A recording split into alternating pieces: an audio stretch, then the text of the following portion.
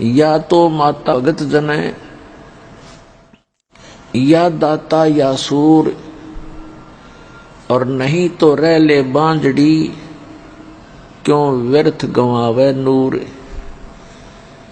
परमात्मा ने कहा या तो माता भगत उत्पन्न करे, या कोई सूरवीर उत्पन्न करे, और या कोई दानवीर दानी उत्पन्न करे, अन्यथा इसके अतिरिक्त जो संतान हो, ऐसे स्वभाव की संतान नहीं है, तो इससे अच्छा तो बांझ रह ले, कोई उत्पन्न ना करे वो अच्छा। तो पुण्यात्माओं, आप उन माता पिता से जन्म है आपका जिन्होंने आपको भक्त जना, दानी जना और सूरवीर हो आप, क्योंकि इस दास को खूब पता है जो इस परमेश्वर के मार्ग को ग्रहण करके समाज के अंदर जी रहा है वो कितनी सूरवीरता से जी रहा है, किस किस प्रकार की उन्हें बाधाओं का सामना करना पड़ रहा है, फिर भी सबको चीरते हुए चल रहा है। तो आप के अंदर वो तीनों क्वालिटी हैं, इसलिए धन्य है आपके माता पिता जिनसे जन्म हो, और उससे भी सौभाग्य आपका धन्य हो आपको ऐसे समय में जन्म मनुष्य का। देवता भी तरसते हैं इस प्राइम टाइम को। ये बीचली पीढ़ी ऑफ कलयुग, ये मिड टाइम है कलयुग का, और ऐसे समय में आपको मनुष्य जन्म जो परमात्मा ने वो बैन उठा रखा है, जो आज तक उसको छुपा के रखना था, जिस यथार्थ भक्ति और ज्ञान को, आज परमात्मा का वो समय आ गया है जिस समय में इसको सार्वजनिक करना था। और ऐसे समय में आपका जन्म, पुण्यात्माओं, लाल की परख जोरी कर सकता है, ना उसको स्वयं पता होता है तेरी कितनी कीमत है, ना अनजान व्यक्तियों को पता होता है इस लाल की कीमत कितनी है। ये दास जौहरी है, आप उस परमात्मा के हीरे मोती लाल हो। आपके लिए वो परमात्मा कितने तरफ रहे थे अपनी प्यारी आत्माओं को काल के जाल से निकालने के लिए, कितने युगों से आपके पीछे फिर रहे हैं। कहते हैं गोता मारूं स्वर्ग में और जा बैठूं पाताल, और गरीब दास ढूंढते फिरे हम अपने हीरे मोती लाल। आप उन हीरे मोती लालों में से हैं जो कि काल ने पता नहीं कहां कहां फेंक दिए थे, और आज आपको ऐसे समय में मनुष्य जीवन प्राप्त है। तो पुण्यात्माओं, अब इसका लाभ उठाना, सावधानी बरतना थोड़ी सी, बस इतने में बात बन जाएगी। क्योंकि आप तो युगों युगों से मालिक की शरण में रहे हो, पैर फिसल गया फिर चले गए। अब जिनको सारनाम प्राप्त हो जाता है और वो पार नहीं हो सकते क्योंकि कई कारण बन जाते हैं, तो वो पुण्यात्माएं परमात्मा की प्यारी आत्माएं होती हैं। सारनाम जिनको मिलता है वो विशेष आत्माएं होती हैं, वो पार नहीं होती हैं या भटकती रहती हैं, तो उनके साथ फिर परमात्मा नए सिरे से फिर उनको तैयार करता है। तो इस चौथे युग में इसी समय में आपका दाव लगेगा पार होने का, और इसको चूक गए तो पुण्यात्माओं बहुत लंबा फिर बखेड़ा फिर शुरू हो जाएगा। तो सावधानी बरतना, और सावधानी इतनी है कि जो गुरु वचन पर डट गए कट गए फंद 84 के, भाई जो गुरु वचन पर डट गए कट गए फंद 84 के। गुरु जी की आज्ञा का पालन करें, समाज ने एक तरफ धर दे, क्योंकि जो इस ज्ञान को नहीं सुनते वो तो अपने जो रीति रिवाजों को अंतिम मान के उसी प्रोसेस को, उसी प्रोसीजर को फाइनल माने बैठे हैं।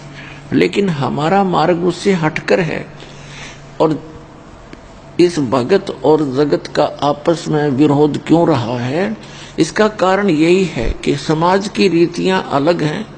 वो तो यही जन्म और मृत्यु के इस प्रोसेस में, इस चक्कर में रहने की है, और हमने इससे निकलना है।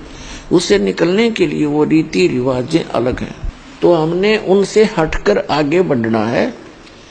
और किसी का बुरा नहीं मानना। यदि आपको कोई गलत कहता है, आपने ये जानकर के वो बालक है, उनको ज्ञान नहीं है, आपका जो विरोध करते हैं वो अनजान है, जब उनको समझ में आएगा तो उनको बहुत पछताना पड़ेगा। पुण्यात्मा, उस परमात्मा ने आके ये ज्ञान दिया है कि मनुष्य जीवन बार बार प्राप्त नहीं होता, और प्राप्त हो जाता है तो फिर उसमें संत नहीं मिला करते। संतों के झुंड फिर रहे हैं। शास्त्र विरुद्ध साधना बताने वाले महापुरुष संत कहलाने वाले बिना गिनती के हैं। कदम कदम पर काल ने ऐसा भयंकर मुहिम छेड़ रखा है वर्तमान में। उसको पता है कि वो समय आ गया कि परमात्मा अपने बच्चों को सबको ग्रहण करेंगे, और उसने भी अपना पूरा एडी से चोटी का जोर लगा रखा है। ये नकली पंथ चला के नए नए संत न्यारे पैदा करके जहां देखा 20-30 हजार 50 हजार 10 1-2 लाख करोड़ करोड़ व्यक्तियों को ये काल के दूत फंसाए बैठे हैं। तो पुण्यात्माओं, परमात्मा ने सबसे बड़ी दया करी आपके ऊपर कि आपको शिक्षित कर दिया। ये दास खूब देख रहा है कि जब दास का जन्म हुआ 8 सितंबर 1951 को, उस समय शिक्षा का कोई विशेष जोर नहीं था, किसी की रुचि नहीं थी।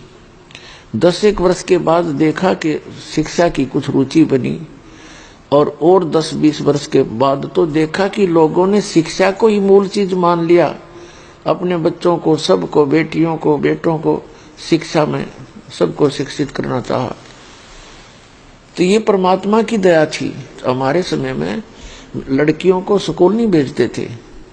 मेरी 4 बहनें थी, उनमें से एक ही शिक्षा ग्रहण कर पाई, जो सबसे लास्ट थी, बाकी तो ऐसे अशिक्षित रही।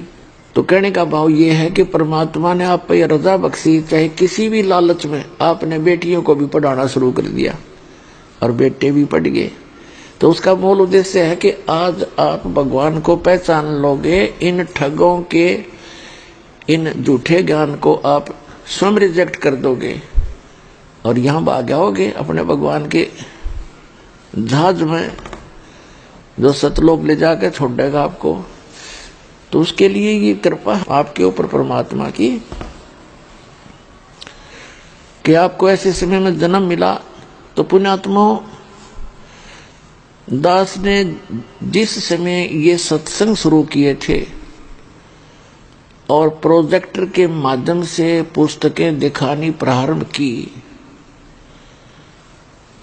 हमारे भक्तों को, अन्य संतों के जो शिष्य थे, वो ये कहते हुए सुने जाते थे कि वो किसा गुरु भाई तुम्हारा, वो तो पुस्तक पढ़ पढ़ कर सुनाता है, और टीचर तो वो होता है जो बगैर पुस्तक उठाए फटाफट सुना दे।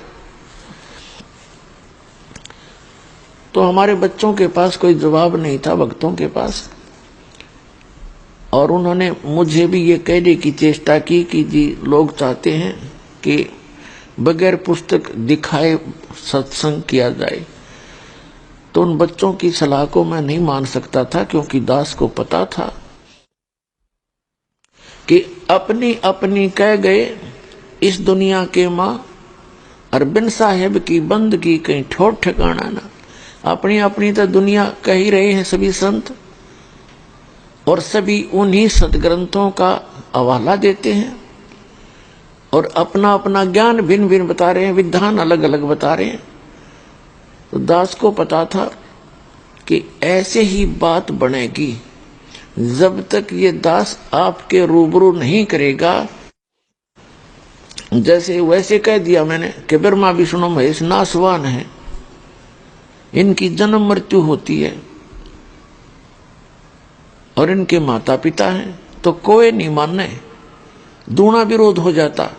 तो दास ने वो फिर ये कह करके फिर ये दिखा दिया, देखो भाई, देवी महापुराण के 123 पृष्ठ पे सचित्र मोटा टाइप, गीता प्रेस गोरखपुर से प्रकाशित है, इसमें लिखा है, ये स्वयं कह रहे हैं विष्णु जी, मैं ब्रह्मा और शंकर, हमारी तो जन्म मृत्यु होती है, हम अविनाशी नहीं है। तो फिर उस पुस्तक को जो आज तक वो समझ नहीं सके भगत समाज, और उनके गुरु थे वो अनपढ़ जैसे थे, उनको एक अक्षर ज्ञान था लेकिन अध्यात्म ज्ञान में वो बिल्कुल अनपढ़ -0 थे, जो आज तक ये नहीं बता सके हिंदू समाज में कि ब्रह्मा विष्णु में इसकी स्थिति क्या है। एक स्टेट के मंत्री को और कोई राष्ट्रपति बताता है कितनी बुद्धि है उसकी, कैसा जानता है वो राजनीति को। तो इसलिए दास ने ये पुस्तकें दिखाना प्रारंभ किया। भले ही कुछ एक व्यक्तियों ने अच्छा नहीं लगा, लेकिन बुद्धिमान समाज ने इसको स्वीकारा। इसके आधार से अपने सदग्रंथों को उठा उठा कर देखा, और देखा तो देखा, फिर क्या कोई झूठ थोड़ा बोला जा सकता है। सच पाया था। देख रहे हो आप, पूरा विश्व झुकेगा इस साइड में, पूरे विश्व को मानना पड़ेगा सच्चाई को, क्योंकि इसके अतिरिक्त कोई कल्याण नहीं, कोई मार्ग नहीं। तो जो प्रसंग चल रहा है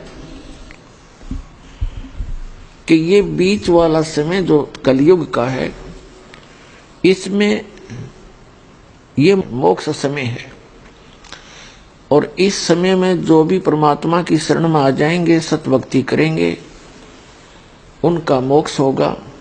वो उस स्थान पर चले जाएंगे। श्रीमद् भगवद गीता अध्याय नंबर 15 के श्लोक नंबर 4 में कहा है कि तत्वदर्शी संत की प्राप्ति के उपरांत उस तत्व ज्ञान रूपी शस्त्र के द्वारा इस अज्ञान रूपी गुत्थी को काटकर, अर्थात तत्व ज्ञान से अध्यात्म ज्ञान को पूर्ण रूप से समझकर उसके पश्चात परमेश्वर के उस परम पद की खोज करनी चाहिए, जहां जाने के बाद साधक फिर लौटकर कभी संसार में नहीं आता।